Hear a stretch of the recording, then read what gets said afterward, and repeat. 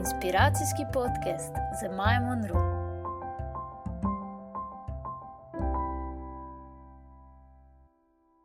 Dobrodošli ponovno v Fine podcastu. Tokrat je z mano profesorica biologije in filozofije in hkrati avtorica 3 romanov, 2 za odrasle, 1 za mladino in pa knjige, ki zadnje čase preveva slovensko sceno in je res srčna knjiga in tudi imenuje se Srčni učitelj. Sabina Košmerl Kavčič je tokrat na mojem kavču. Pozdravljena. Lep pozdrav. Sabina, najprej romani za odrasle, nato za mladino, zdaj pa Srčni učitelj. Se mi zdi, da se vedno bolj poglabljaš v nek ta svet z otroki. Ja, dejansko me je tudi življenje peljalo po tej poti.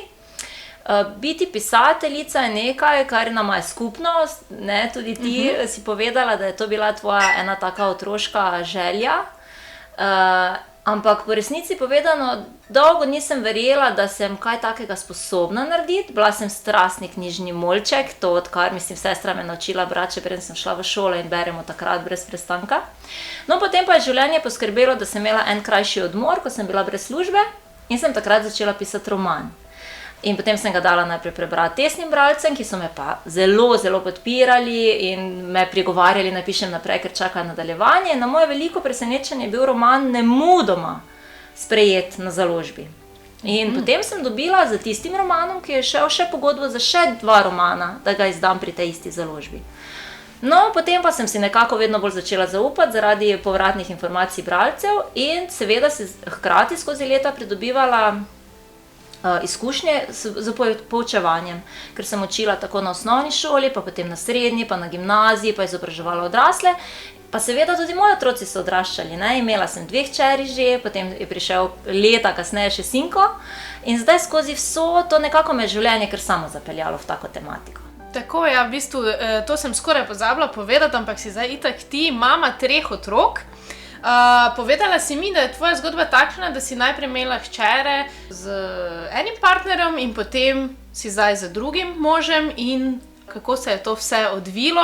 To je zanimivo, kako nas življenje kar popelje. Ja, res. In potem je prišel še ta 3. sinko, ki v bistvu ni bil načrtovan, ampak vseeno v življenju se vse zgodi tako, kot se bi se naj. Tako. Ja, v bistvu se vse zgodi tako, kot se mora in kot bi se naj, ko se nehamo upirati, ne? Ko sprejemamo življenje, potem nas najlepše pelje po naši poti. Meni je bil to en velik poraz, bom rekla, sem si strašno želela spoznati enega partnerja, imeti z njim družino in to družino obdržati skupaj.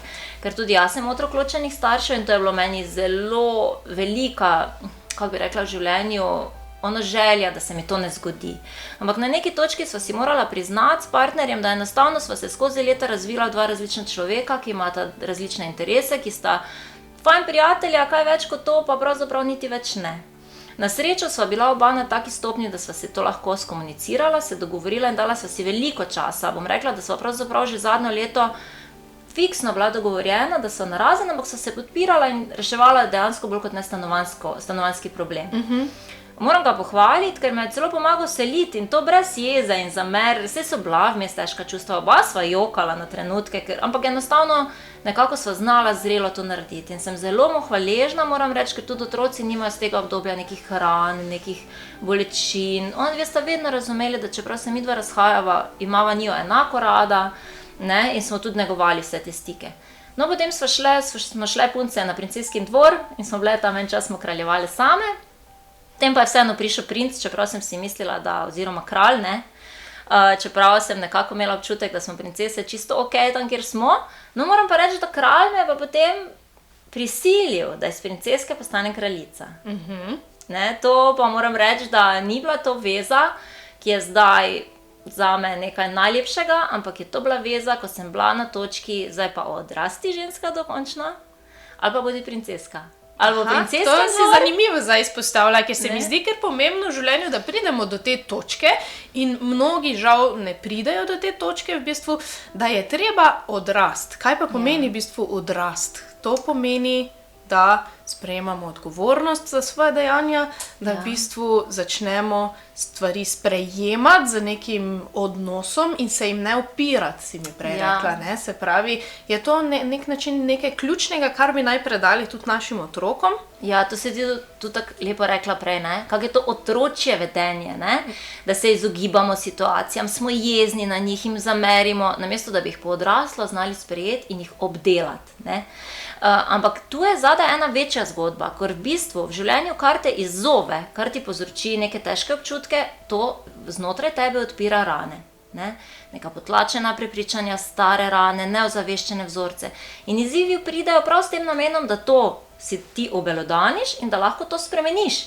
Mi pa po otročje rečemo, ne, z mano ni nič narobe, godi se mi krivica, hvala lepa in nasvidenje. In mora priti nov izziv in nov izziv in nov izziv. Ne? Ko pa vseeno nekako odrasteš, pa si rečeš, ok, to je moja rana, ok, to je moj nek vzorec, ki ne deluje, ok, to so neke moje misli, ki me sabotirajo, kaj pa zdaj lahko jaz naredim s tem? In ko ti sprejmeš to kot svojo odgovornost, potem dobiš tudi moč, da to porihtaš. In ko se enkrat odločiš, da bi ti to pri sebi rad celil, rad popravljal, rad sam sebe izboljševal, ali pa še lepše bi lahko rekli, glej, mene včasih uho speče, ko rečejo, da se spreminjamo, v resnici se odkrivamo. V resnici se naučimo odlagati vse, kar ni naše in šele takrat se izrazimo to, kar mi v resnici smo. In potem, če le zmoremo, se v bistvu sprejmemo takšni, kot smo. Torej res je, v bistvu se ne spreminjamo, samo sprejmemo to, kar smo in to, kar pride z časom, naprimer, še zraven. Tako lahko bi rekli, da smo spremenjeni do tiste točke, da sploh ne živimo sebe, ker imamo kup balasta, nekih tujih mnenj, nekih bolečin, za katerimi se skrivamo, se branimo, ne? In sploh ne živimo sebe. Ko pa začnemo to nekako lupiti sebe, pa se celiti, potem pa se končno mi kot mi izrazimo in potem dejansko res zaživimo svoje življenje. No, edino, kar jaz imam tukaj vedno pomislek je, da v bistvu, ja, to je recimo neka teorija, do katere pridemo in nekateri tudi začnemo delati na sebi in začnemo pač pot do sebe raziskovati. Ampak kar se mi generalno v družbi zdi problem, da ljudje sploh ne pridejo do tega, da v bistvu bi začeli raziskovati sebe. Prvič zaradi tega, ker v bistvu živimo v takšnem svetu, kjer ni časa, da bi človek sploh se posvetil sebi. Drugič, kar se mi pa zdi večji problem, pa je, da v bistvu sploh nismo ozaveščeni, ker nas noben ni vzgajal v tej smeri, da je treba tudi na sebi duhovno v bistvu nekaj delati. Čigava odgovornost ali pa kje bi bila rešitev, da bi naprimer ljudje, bodoče generacije nekako imeli v sebi že ta drive, da v bistvu raziskujejo sebe in da v bistvu se posvečajo tako temu, kot tudi pač ostalim, recimo, materialnim, preživetvenim stvarem. To si zdaj tako lepo povzela. Poglej, točno to je to, glej. Jaz sem začela te stvari raziskovati zato, ker jaz nisem želela zapustiti svoje družine, pa svojega takratnega partnerja, zdaj je moj mož, ne? Nisem želela se umakniti, pa se nekje celiti, potem pa priti nazaj. Ravno to sem hotela najti način, tako kot si ti rekla. Furati svoj life, hkrati se pa duhovno razvijati. In veš, kaj sem ugotovila? Da ko furaš svoj life, duhovno ful zoriš. Tako. Ne? In da v bistvu ne more biti boljšega učitelja kot tvojega življenja, če pa si ga kreiraš za to, da se skozi njega učiš. Na poti prihaja točno to, kar potrebuješ.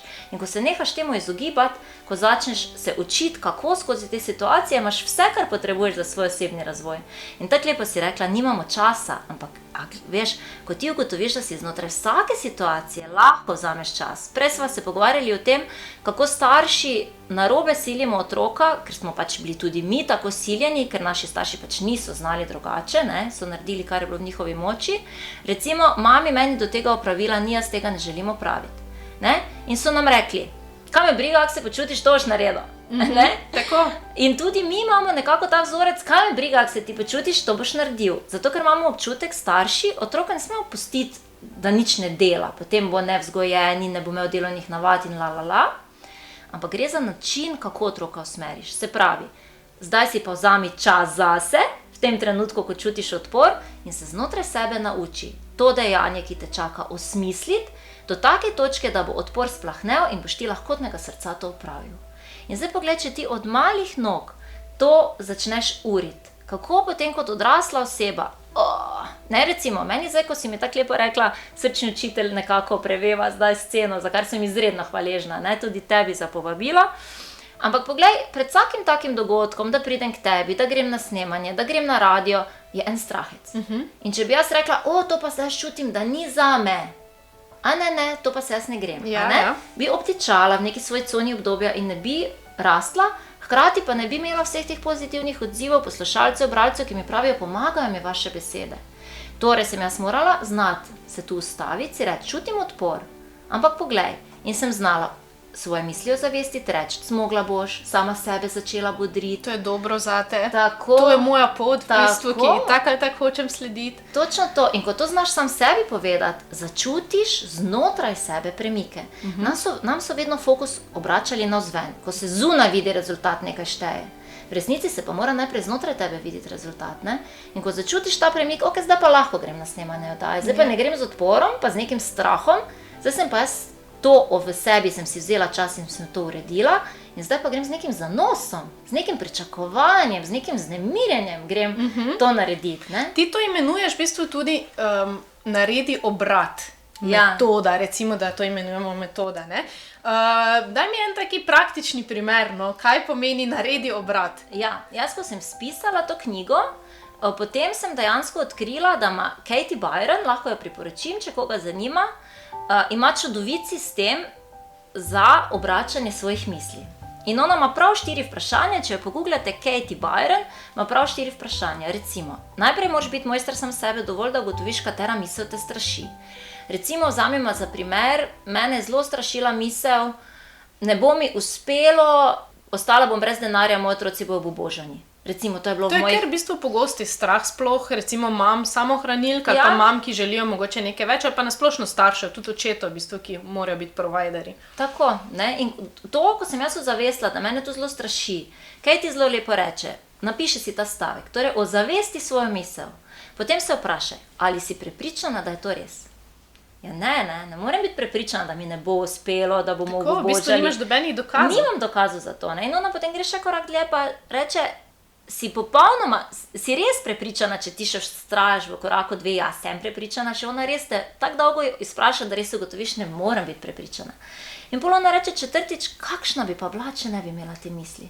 In ko ti začutiš to svobodo, kakšna oseba bi pa jaz bila, če me ta misel ne bi nadlegovala in me ves čas ustavljala. In ko ti začutiš ta obrat znotraj sebe, ta, veš, nek povečan prostor znotraj sebe, začutiš, wow. Začutiš v bistvu tudi zagon, ne? Potem Seveda. lahko končno stopiš naprej, ker ni več tiste dušitve ali pa blokade. Tako, ne, notranje se osvobodiš, olajšaš. In potem ona reče, zdaj pa naredi obrat.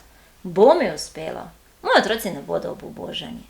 Vedno bom znala poskrbeti za njih. V vsakem trenutku se skriva nauk, v vsem, kar se mi zgodi, rastem in na koncu mi bo uspelo. In zato, ker v vsem, kar se zgodi, rasteš, je v bistvu to na nek način tudi smiselno. Seveda. Torej, vse, kaj pride v naše življenje, ima nek smisel. In potem pride sprejemanje in neha biti ta odpor in potem odraščamo in to se vse potem v eno tako lepo celoto poveže. In s tem, ko mi to počnemo pred otroci, avtomatsko, otrok se itak nauči vsega. A veš, če jaz besno pospravljam po stanovanju, bo otrok besno pospravljal po stanovanju. Ne? Tako. Če jaz predvsem komandiram, bo otrok komandant. Ne gre Mi smo drugače, v bistvu ne? najpomembnejši vzor otrokom, no mi in pa tudi učitelji. Absolutno. Ampak, ker pač v šolah in v vrtcih otroci preživijo v bistvu večino svojega časa, če tako gledamo tekom tedna, ne? Ampak vseeno, koliko je zdaj v resnici ti kot učiteljica na osnovnih in srednjih šolah, ki si bila, boš znala mogoče še bolje zdaj oceniti to, koliko nas sistem v resnici ovira pri tem, da ko v bistvu se razvijamo in rastemo, smo potem zablokirani v tem, da bi delali to, kar nas veseli. Zdaj bo toliko učiteljev zavilo z očmi nad mano, pa bom povedala po resnici. Moramo, malo moramo resnico dati na plan. Sistem te nič ne ovira. Sistem te pri tvoji osebni rasti in pri tem, s kakim žarom ti prihajaš v razred, nič ne zavira. Meni noben ravnatelj ni rekel, Košmerljeva, ne vzgajate tako radostno in sproščeno in ne spodbujate otroke tako s srcem. Noben mi še ni skregal, da tega ne smem narediti. Ne? Zelo recimo, gledaj, jaz tudi rečem otrokom, ko pride čas ocenjevanja. Ne? Jaz jim rečem, meni to gre bolj na živce kot vam, jaz ful ne rada ocenjujem. Res, zato ker pač moje stališče je, da otrok ima svoj tempo, v enih predmetih je dober, v drugih ni. A veš, da tudi včasih ocenjevanje znanja ne oceni njegovega dejanskega znanja. In jim rečem, jaz vas razumem, jaz imam isti odpor, ampak naš sistem določa to in to bomo zdaj naredili. In njihov odpor zgine. Naenkrat smo skupaj. V bistvu spet lažje sprejmejo, da Točno. tako je in da skozi to vseeno potem najboljše možno potegnemo. Tako, naj samo dodam, da jaz ne trdim, da moramo vse pustiti tako, kot je. Še vedno lahko dosegamo izboljšave. Ampak zdaj si predstavljajte, kako lepše dosežemo izboljšave iz nekega miru, iz nekega konstruktivnega pogovora, iz sprejemanja trenutne situacije, takšne kot je, ali pa da se gremo dalje to, kar je zdaj zanikanje trenutne situacije, bez jeza in konfrontiranje. Ja. Samo za način se gre. Ja, tako, ampak se mi zdi, da pač to upiranje, pa ta bes, pa to izhaja v bistvu iz enega stanja žrtve, ki pa na nek način mogoče ga tudi sistem otrokom in potem odraščajočim mladim prinese. Ja, zagotovo. Še korak nazaj, če greva tu zadaj, je strah. Ne? In v strahu živimo, družba, gledano kot družba, zelo veliko časa preždimo v strahu. In dokler tega ne ozavestimo... Oprosti, ker te prekinem, ampak kateri strah misliš, da je najmočnejši dan danes? Jaz mislim, da je strah pred nesprejemanjem.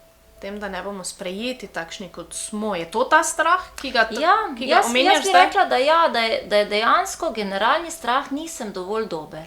Ne? In to je spet sprejemanje. Če se jaz ne sprejemam, me tudi drugi ne sprejemajo. Ne? In otrok se vedno ocenjuje skozi oči drugega. Če me doma ne sprejemajo, tudi sam sebe ne sprejema. Ne? Če me v šoli ne sprejemajo, tudi sam sebe ne sprejema. Ne? In ko imaš ti neko temeljno prepričanje, dober sem. V redu sem takšen, kot sem, nisem popoln, seveda nisem popoln, ne? Se bodimo realni, kdo pa je. Ampak v redu sem takšen, kot sem, delam pa na tem, da se bom izboljšal. Ampak ne iz strahu, moram se izboljšati, sicer bom odrinjen in bom propadel in bom... Ne? Ja, potem... torej ne kontrast totalni, ampak v bistvu to je moja priložnost, lahko se izboljšam. Tako. In da ni onega, če se ne bom izboljšal, potem mi ne bo uspelo in potem, tako kot si lepo rekla, človek zlahka zdrsne, zdaj sem pa žrtev, noben me ni podpiral, noben me ni razumel in zdaj sem tu, družba nosi odgovornost. Nekdo drugi mora nekaj narediti, da bom jaz srečen. Naj se spremeni sistem, naj se spremeni država, naj se spremeni partner in ti nevzgojeni otroci in potem bom jaz končno srečen.